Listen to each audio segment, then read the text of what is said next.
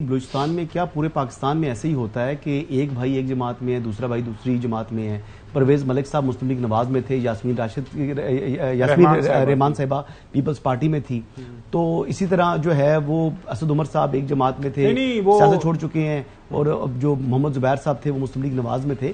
تو یہ تو پاکستان کی پولیٹکس میں یہ چیزیں چلتی رہتی ہیں، یہ تو کوئی ایسے کانفیڈنس کی بات نہیں ہے. لیکن جو میں سوال یہ ہے کہ سنا ہے کہ صرف کہیں میں خبر پڑھ رہا تھا، آئی ہوپ آپ کے پاس بھی تھوڑی زیادہ انسائڈ انفو ہوگی، کہ شاید سرفراز بگٹی صاحب کچھ عرصے تک، کیونکہ وہ 40 دن کا کوئی ٹائم ہوتا ہے اگلے الیکشن سے وہ پبلک آفس آپ نے چھوڑنا آتا ہے، وہ شاید بلوچستان کی چیف منسٹر کے کینڈیڈیٹ ہوں آنے والے دن. نہیں، وہ تو سینیٹر ہے نا. نہیں وہ یہ نا کہ وہ سینیٹر ہیں تو وہ ریزائن کریں گے. سینیٹ سے ریزائن کرنا ضروری نہیں ہوتا، لیکن نہیں ان کو پھر وزارت داخلہ سے تو ریزائن کرنا پڑے گا الیکشن لڑنے کے لیے. نہیں، میرا نہیں خیال ایسی بات ہے. اگر ایسی بات ہوگی بھی تو. لیکن جو میں مین بات کرنا چاہ رہا تھا کہ نواز شریف صاحب نے یہ کیوں گئے بلوچستان، وہ کیوں جو ہے وہ مسلم لیگ نواز جا رہی ہے سندھ میں. آپ دیکھیں کہ نواز شریف صاحب کا ٹریک ریکارڈ ہے کہ وہ تمام لوگوں کو ساتھ لے کے چلتے ہیں. آپ کو یاد ہوگا 2013 میں یعنی کے پی کے اندر پی ٹی آئی اکثریتی جو سنگل لارجسٹ پارٹی نہیں تھی، اکثریتی جماعت ضرور بنی تھی، لیکن جے یو آئی ایف اے اور مسلم لیگ نواز مل کر اپنی حکومت بنا سکتے تھے. لیکن اس وقت بھی انہوں نے موقع دیا پی ٹی آئی کو حکومت بنانے کا، اور پی ٹی آئی نے حکومت بنائی.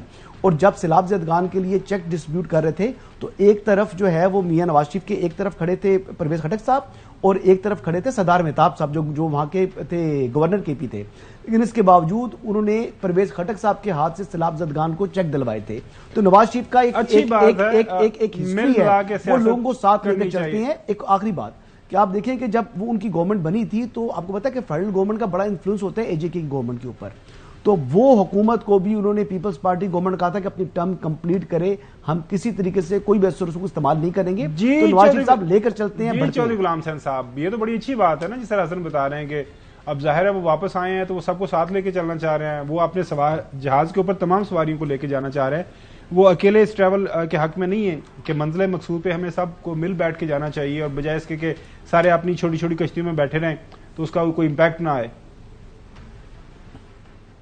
خاور گورنمنٹ صاحب کوئی آپ کو ریلیونٹ بات پوچھے، جس کے ساتھ جانا ہے جانے دیں. آپ بات یہ کریں کہ ملک کا کیا کرنا ہے، الیکشن کا ماحول بن رہا ہے نہیں بن رہا، اور کیوں اتنے سوالات اٹھ گئے ہیں.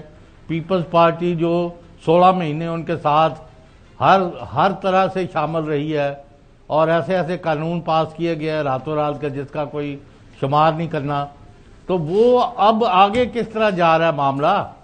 وہ تو بل بلا رہے ہیں، رات دن رو رہے ہیں، اور یہ مارکیٹ میں پھیلا ہوا ہے کہ جو پی ٹی آئی کو تو ہم نے کاٹا مار دیا ہے. تو اس کے بعد استحکام پارٹی، اس کے بعد پیپلز پارٹی، اس کے بعد نون لیگ، اور اس کے بعد ایک اور ہے.